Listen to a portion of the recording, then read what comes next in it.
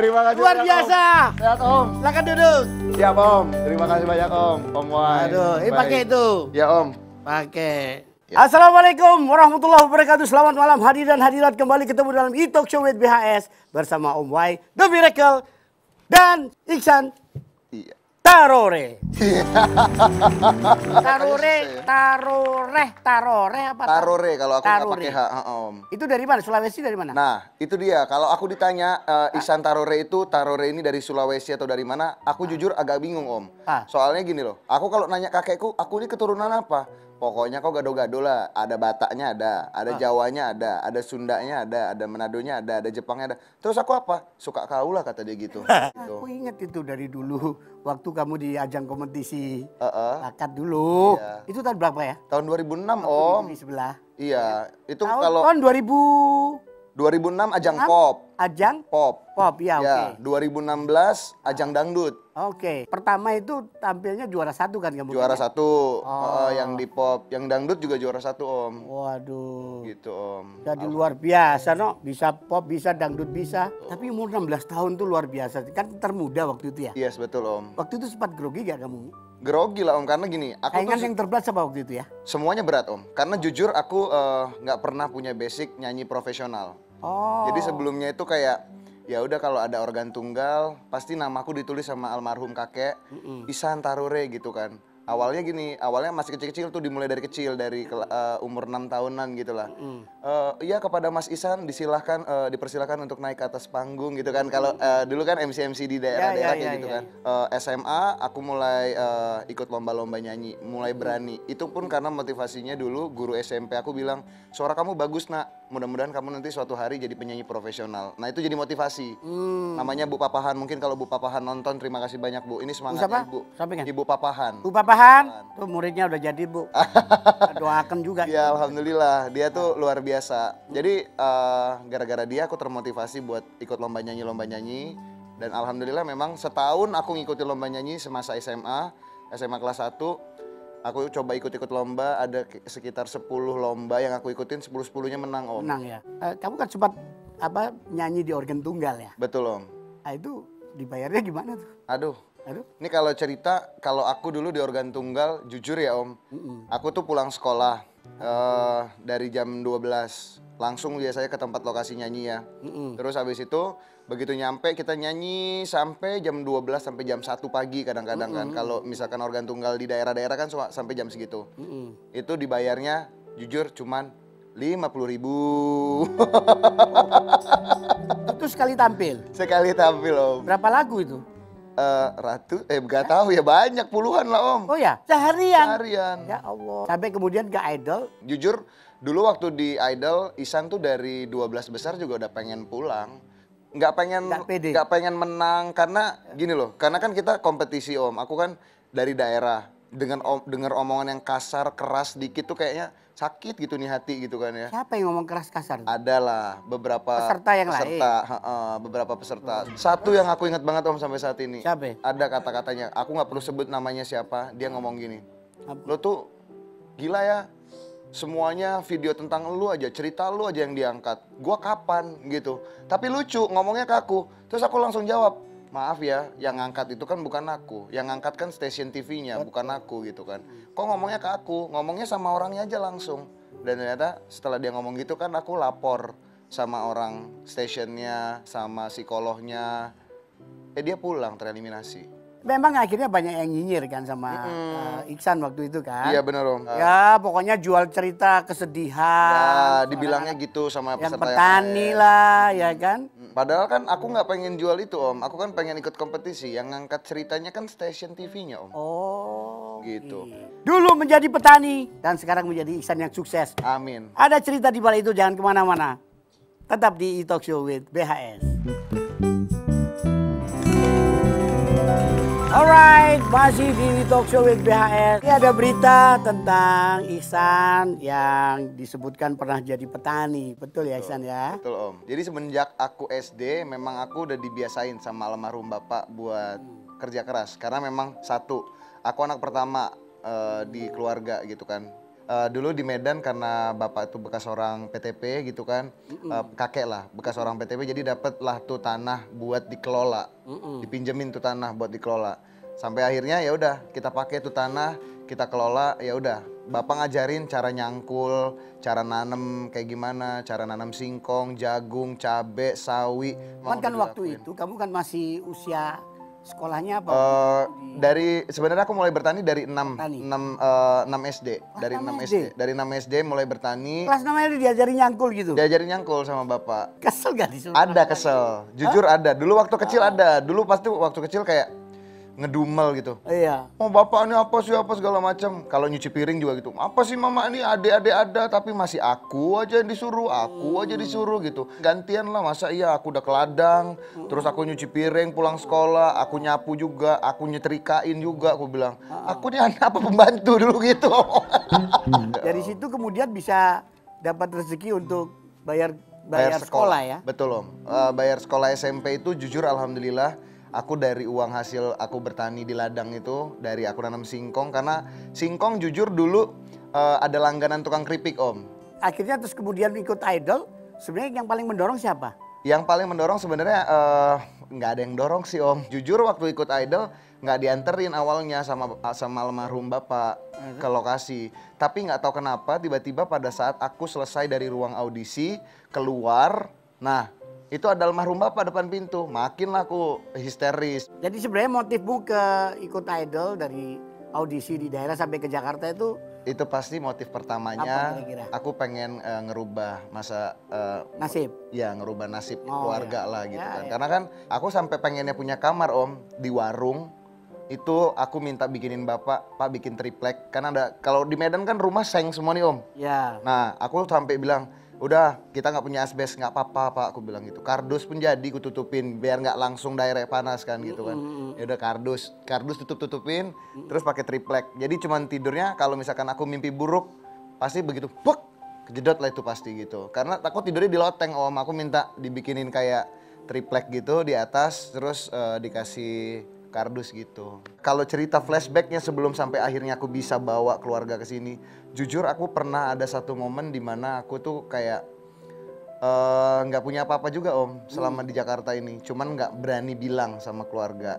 Jadi sebelum bapak meninggal itu ada satu momen di mana apa ya, bapak tuh berkali-kali nyuruh aku pulang lah bang, pulang. Cuman aku bilang sama bapak, enggak pak, nggak bisa soalnya ada kerjaan dan lain-lain. Padahal kalau jujur kenapa aku nggak pulang, karena aku nggak punya uang. Sampai akhirnya satu momen ya bapak sakit.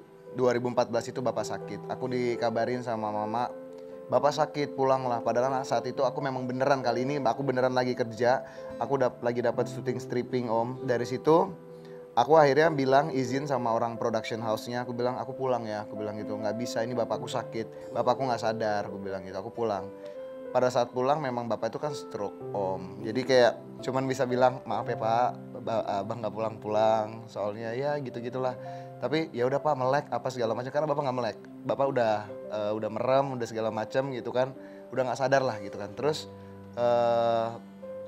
pada saat aku pegang tangannya aku bilang, pak ini abang udah pulang, udah ayo bangun, bapak sehat, abang udah pulang, udah nanti abang lama deh di Medan, abang nggak pulang-pulang dulu deh ke Jakarta, udah biarin deh nggak syuting deh, tapi bapak sehat. Terus dia netes air mata itu kayak, Oh ya Allah. ya aku pengen banget bisa denger dia, iya bang nggak apa-apa bapak ngerti gitu loh. Karena jujur ya ngerasa kehilangan banget, karena pada saat itu kayak, ih lu bodoh banget lu, kemarin lebaran kenapa nggak pulang gitu, kenapa lu bilang nanti tanggal 19, bapak meninggal tanggal 17. Emang aku udah ngerencanain pulang buat setelah lebaran tanggal 19 om. Ada penyesalan gitu ya? Nyesel banget om, nyesel banget karena dia sampai video call om. Dia sampai video call satu momen sebelum dia sakit, dia tuh video call, dia bilang gini, bang pulang lah, pulang. Kali ini dia ngomong pulangnya tuh bener-bener sampai nangis. Itu aku bilang, apa sih bapak, cengeng kali pun jadi laki-laki. Gue bilang, ngapain pula nangis, kalau aku pulang ya aku pulang ya, gue bilang gitu. San, ini kita manusiawi sekali ya. Seandainya ada sesuatu yang ingin kamu sampaikan ke bapak itu apa misalnya? Aduh. Yang pasti kalau buat almarhum bapak, kalau memang bisa mendengarkan apa yang abang sampaikan saat ini, Mohon maaf kalau misalkan abang itu belum bisa jadi anak yang baik buat bapak, belum bisa jadi contoh yang baik juga buat adik-adik.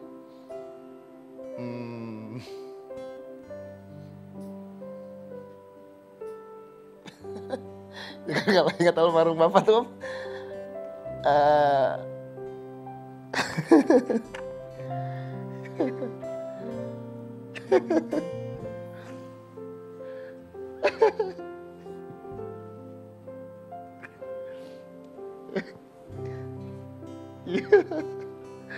Cuma mau bilang mudah-mudahan abang bisa jagain mama, bisa jadi contoh yang baik buat adik-adik. Udah gitu aja, udah lama ya Allah.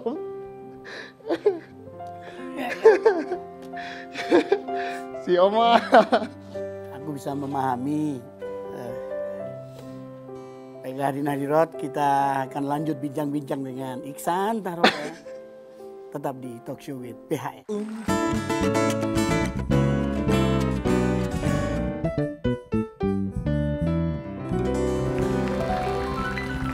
Oke, masih di Talk Show with BHS. Malam ini Om undang seorang yang juga ganteng banget orangnya. Ganteng Gak kalah banget. sama kamu, Chan. Oh, alhamdulillah. Ya lahirnya juga dari audisi juga kayak kamu. Heeh. Kita undang ya. Iya, siap. Sekarang ya. Mana nih? Cuy Purwoto.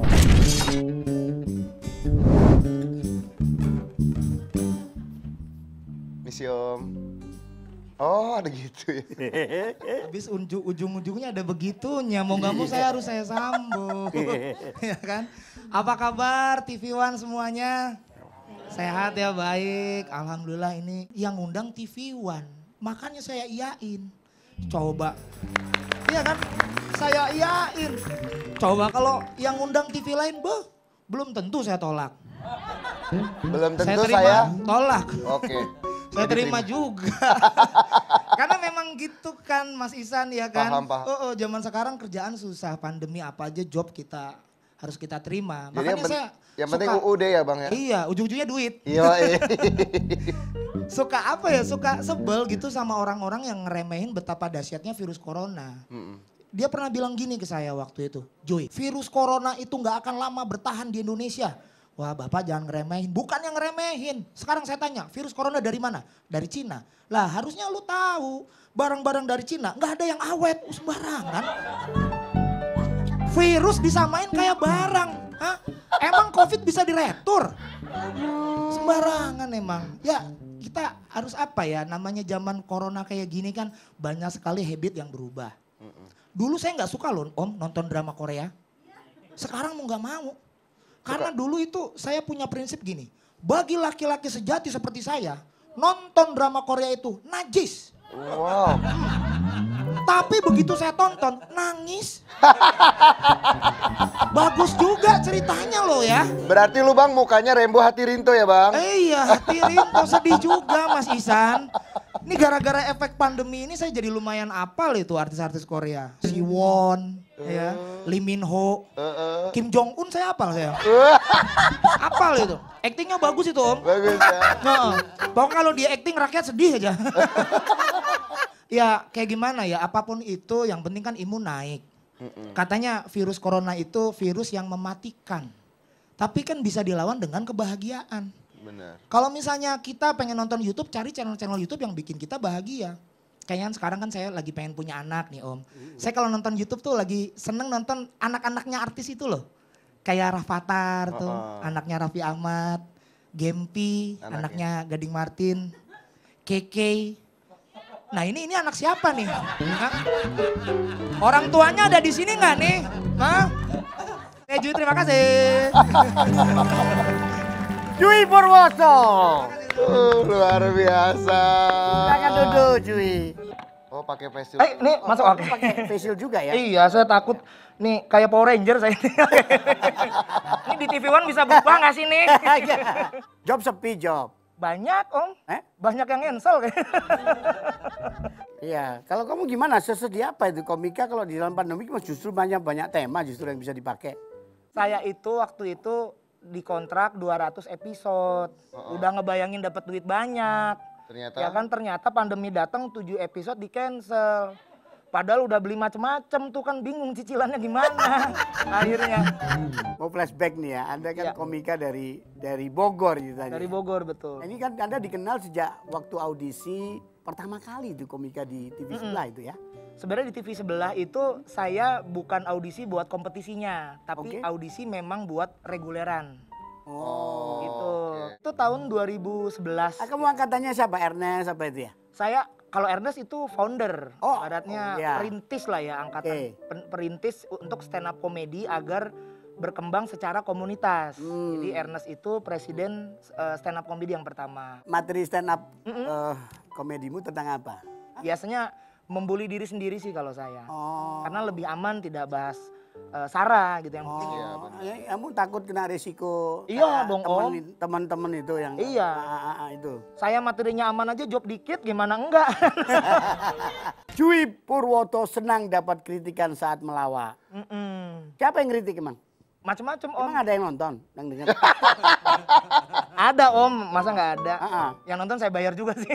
Yang nonton sini gitu. Yang kritik tuh, saya tuh orangnya misalnya dikritik dikit jadi takut gitu. Apa takut menyinggung perasaan orang gitu. Oke. Jadi kayak semakin dulu-dulu saya stand up-nya malah makin kurang ajar sih Om. Karena kan kalau stand up kan ada namanya open mic bebas di kafe. Betul. Terus saya pernah lucu sih ketawa, cuman ada satu penonton yang Tersinggung? keluar tersinggung. Oh gitu. Ngomongin dandanan aja pokoknya. Oh, Terus malah banyak kebiasaan yang kritik jangan kayak gitu sebaiknya. Tapi pecah waktu itu. emang ada menteri yang kritik Anda waktu itu ya? Om, masa disebutin sih Om? Jangan dong. Gak usah nyebut nama. Itu pernah dulu di acara Negeri Setengah Demokrasinya, TV One. Oh, Tahun di 2000. TV ini juga? Di TV ini juga. Oh, yang undang kamu TV ini doang TV ini kayaknya? doang Om. Ya. Nah itu live, masalahnya itu live. Oh, itu Cuman masalahnya. delay beberapa saat. Ah. Gitu, saya cuman stand up 2,5 menit. Waktu itu ada salah satu menteri yang sangat terkenal sekali. Oh, terkenal ya? Terkenal banget. Itu Enggak, mah laki-laki perempuan menterinya? perempuan. Oh, perempuan. Oh, terkenal. Fenomenal. Wah, keren lah pokoknya. Inisialnya? Janganlah Om. Tiga Cari. 3 huruf? Om, saya dijemput sama mobil TV One. Saya udah cek tadi bodinya nggak anti peluru Om. Takut saya. Ya Allah. Emang lo ya, yakin ya. bakal ditembak orang di bom? Iya. Anti peluru, nggak anti peluru katanya. Iya, pokoknya cuman ngeritik. Ya. Tapi menteri itu masih ada nggak sekarang? Masih ada banget. Pejabat? Sangat berkuasa Om. Tenang. Urusan Om nanti. Kenapa kok sampai beliau tersinggung? Iya, waktu itu menyinggung masalah kebijakan pemerintah yang soal reshuffle kabinet. Oh, biasa. Biasa kan direvisi saya bilang ini presiden apa dosen pembimbing sih gitu. Saya bilang gitu. Lah ya kan biasa, Iksan, masalah nggak itu? Masih biasa aja sih. Biasa kan, Tidak biasa. menyinggung terlalu gimana. Ya kan? Tapi kan kru TV One waktu itu denger langsung hore gitu. Oh iya. Langsung wah kenapa nih gitu. Terus kamu diapain waktu itu sama Bu Menteri? Saya disenyumin Om. Disenyumin? Dipanggil sini abis lagi Habis acara. menjalankan Gimana manggilnya? sini Mas gitu. Oke. Ya. Saya nyamperin tuh. Habis itu, Mas, saya di sini. Oh iya. Iya. Saya mau kabur Om. Gitu saya jangan sini loh. Kamu mau kabur diambil. Ketahuan ternyata. Katanya terus ngomong. Saya senyum gitu. Dia juga senyum. Heeh. Mas Jui materinya bagus banget, tapi jangan bilang sekali lagi seperti itu ya. Gitu sambil senyum. Gitu kan takut ya. Tapi ngomongnya pelan dong. Pelan. Pelan manis gitu kan. Tapi kan matanya tidak kosong. Saya paham. Saya tahu itu. Matanya kenapa mengintimidasi kamu? Sangat. Sangat? Itu arti si matanya tuh lain gitu. Gimana sih matanya coba? Gimana? Nah kayak gini nih. Kayak gini, tapi sambil senyum. Oke. Nah kan ngeri kan. Iya kan. Oh, gimana sih? Ya nggak gitu. Nggak gitu. Enggak juga. Jadi matanya cuma kayak tajam gini om. Kan tajam gitu. Ya, Oh, lain gitu kali ya? bisa ya, nggak usah kayak gitu ya bercandanya ya. Bisa Iya. gitu. Jadi Iya, kamu iya. takut sama mata aja takut. Takut Om. Itu kayak senyum-senyum hilang aja saya kan takut kan. Takut. Wih. Ngomong-ngomong soal kritik mengkritik segala macam di dunia sekarang ini ada undang-undang ITE segala macam. Iya betul. Yang undang-undang bikin undang-undang ITE kan makin keras kan sekarang ya, makin saklek gitu yang saya tahu. Cuman saya ada setujunya, beberapa stand up komedian yang teman-teman saya kalau ngomong memang sembarangan gitu. Bercandanya suka berlebihan. Iya, kalau di stand up tuh kalau makin lucu makin beresiko, premisnya harus makin bagus. message yang disampaikannya harus makin bagus Ah, ah. dan jelas siapa yang dibela sebenarnya itu. Kalau cuman ngeledekin agama itu mending jangan, agama. parah banget. Atau tidak cuman pengen lucu-lucuan mending jangan deh. Oh, ini Gitu. bijaksana sekali. Kalau misalnya kamu disuruh stand up betul. di hadapan para pejabat, materinya bebas nih, tentang apa biasanya mau? Tentang ngebully diri saya, Oh, aman, sudah aman. Saya kan sering diundang partai buat kampanye. Di partai A saya dukung A, partai B saya dukung B gitu. Ngebully saya, ngejilat yang mengundang, itu. Oke, luar biasa, penting sekali pesan dari Juwit.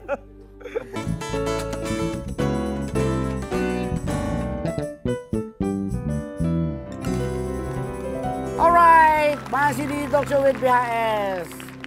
Jui, dulu karirmu diawali dari apa dulu? Pelatih marching band pernah saya. Terus apa ya? Sales obat pernah saya. Sales obat. Oh, Ada yang percaya abang yang jualan obat? Nggak ada. apa? Mm-mm. Jadi saya tuh dipaketin nih ya. Ini beneran nih Om, nggak Iya, iya, bercanda. Paket yang obat laku, yang satu lagi nggak laku. Pokoknya gimana caranya paket ini tuh bisa kejual.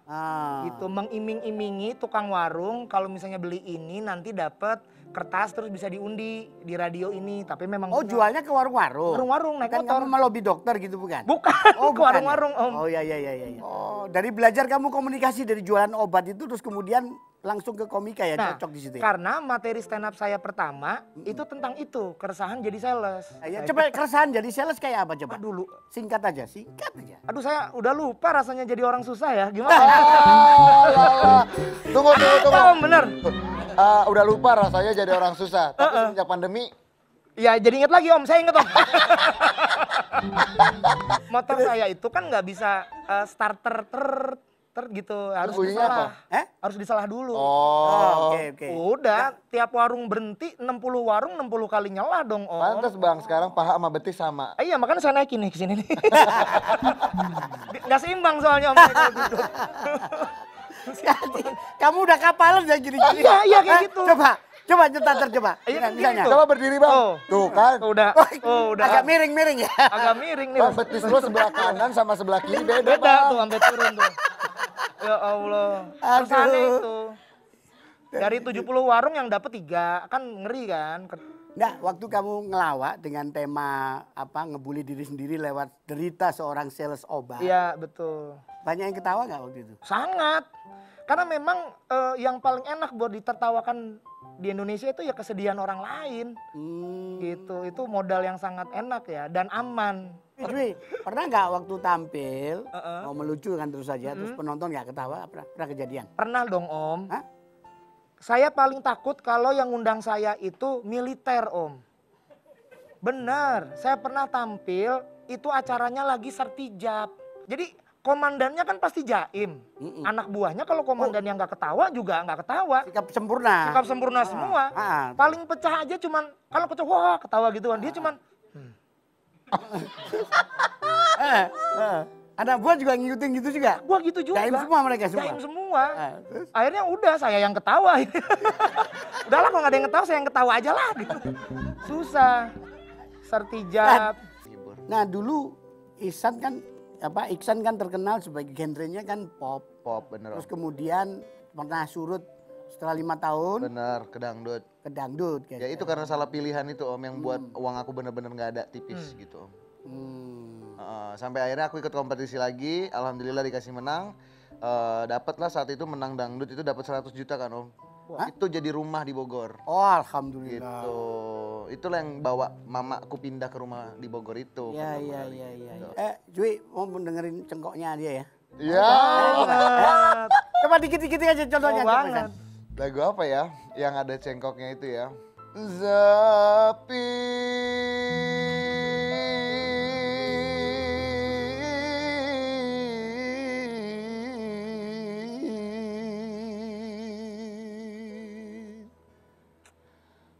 Aku dendangkan. Waduh luar biasa. Keren. Udah. Lagu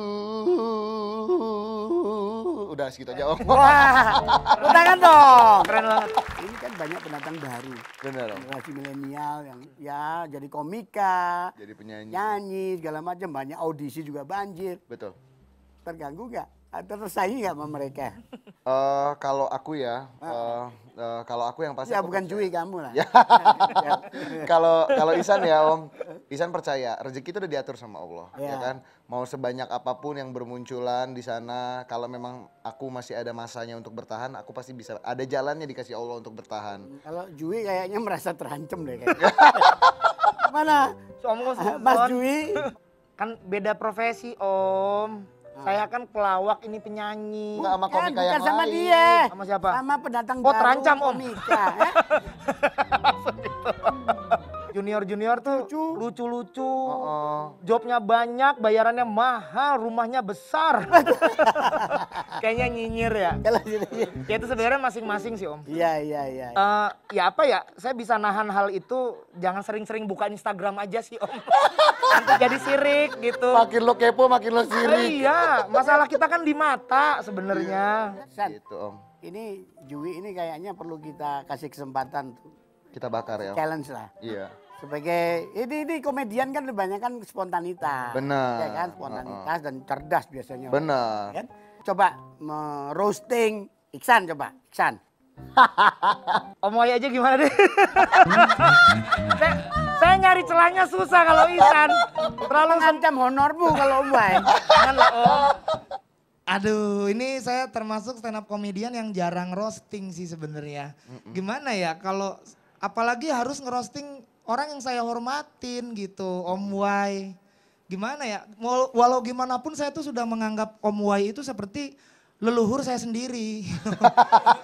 Masa saya harus ngerosting nenek moyang kan nggak mungkin. Tapi jujur loh Om, kalau boleh jujur nih, di Indonesia ini ada 2 host favorit saya. Yang pertama Om Deddy Corbuzier. Oh, Yang kedua itu adalah Om Wai. Yes, thank you. Dan dua-duanya sama-sama botak. bukan botak. Om Oke. Wai itu nggak botak. Cuman beliau ini lagi pakai peci. Tapi motifnya kulit kepala. Menurut saya orang botak tuh nggak masalah. Saya juga udah mulai botak. Orang botak itu rata-rata bijak. Oh. Mario Teguh bijak. Wah. Mahatma Gandhi Wah. bijak. Om Wai botak. Soal bijak saya nggak tahu ya. Tapi saya salut, kata orang-orang TV-an, Om Wai ini salah satu sosok yang berdedikasi, disiplin, datang selalu tepat waktu. Kenapa? Karena nggak sempet dandan di rumah. Kan nggak butuh sisir kalau dia. Ya kan kita semua tahu kalau Om Wai kepalanya kan nggak disisir, dipernis. Nggak enak maaf Om ya. Makanya nggak enak saya. Aduh. Kita sambung setelah yang satu nih, masih di Talk Show with BHS. Jangan kemana-mana.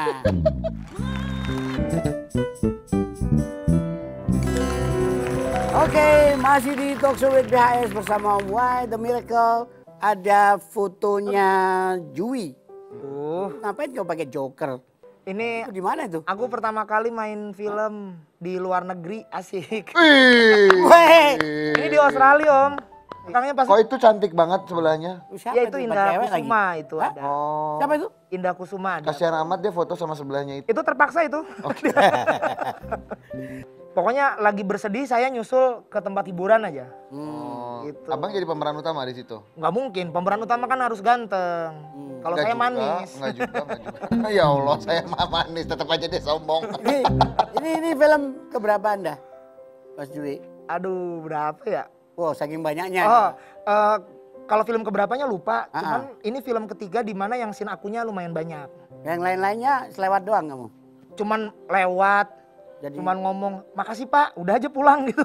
oh itu. Ada yang gitu. Ini Ihsan juga main sinetron atau Main sinetron, main film juga Om. Bagaimana adaptasinya dari dunia apa komika, dari yang nyanyi, ya kan? Kalau saya mau nggak mau kecebur Om. Orang hari pertama kali saya syuting, saya kan diundang sama produser yang suka sama stand up saya. Oke. Sedangkan job yang saya ambil itu job acting. Saya nggak tahu.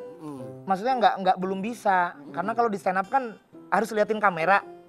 Kalau lagi acting gitu kan nggak bisa, boleh, ya nggak nggak boleh. kamera. Dilempar skrip saya om, dimaki-maki sama Sama sutradara. sutradaranya. Heeh. Sutradaranya siapa itu pertama? Ada pokoknya. Enggak, dilempar skrip beneran terus Dilempar. lagi. Dilempar. Lu baca skrip banding nggak kesini sih gitu kan? Kayak, oh pokoknya marah banget deh kayak, bisa nggak sih lu gitu. Tapi lebih kasar sih dari itu, bisa nggak sih lu. Oh, kesel dia. Terus salah lagi. Bisa nggak sih lo? Nah kayak gitu, ada kata-kata kasar gitu.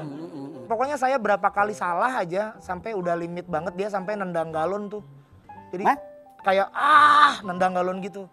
Serius sampai semarah Iya. itu? Sampai kesakitan kaki dia. Karena galonnya masih ada isinya ternyata. Kalau Ihsan nggak ada ya? Saya galak banget. dia. Alhamdulillahnya Om, aku pertama kali dapat sutradara juga sutradaranya ngerti kan. Aku memang basicnya juga dari penyanyi kan. Masih dapat pemain-pemain yang ngajarin.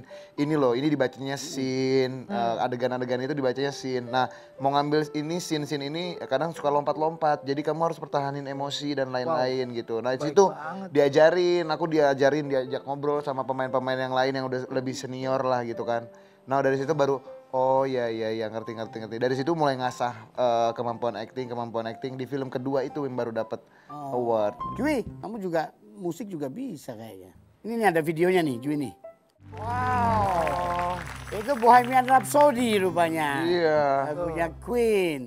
Itu punya grup sendiri kan, namanya grupnya apa? Sontoloyo. Sauntoloyo. Grup. Itu Sound. apa? Musik parodi gitu. Itu kelompok pergimikan nada dan irama. Bergimikan nada dan Nada dan irama. irama. Lucu Ya. juga. Anda yang jadi vokalisnya atau apa? Iya, saya bikin aransemennya. Bohemian Rhapsody yang kau plesetkan tuh ditonton sampai 1,8 juta. Dan di like oleh gitaris dari Queen, Brian May. Brian May betul. Di Instagram. Di Instagram. Terus apa yang terjadi? Dengar-dengar Ya dia mungkin apresiasi kali ya, apresiasinya dia di like. Ya habis itu kena copyright om. kena copyright. Copyright. Gimana? Ya jadi penghasilan di video itu jadi larinya ke Brian May. Cuman nggak apa-apa.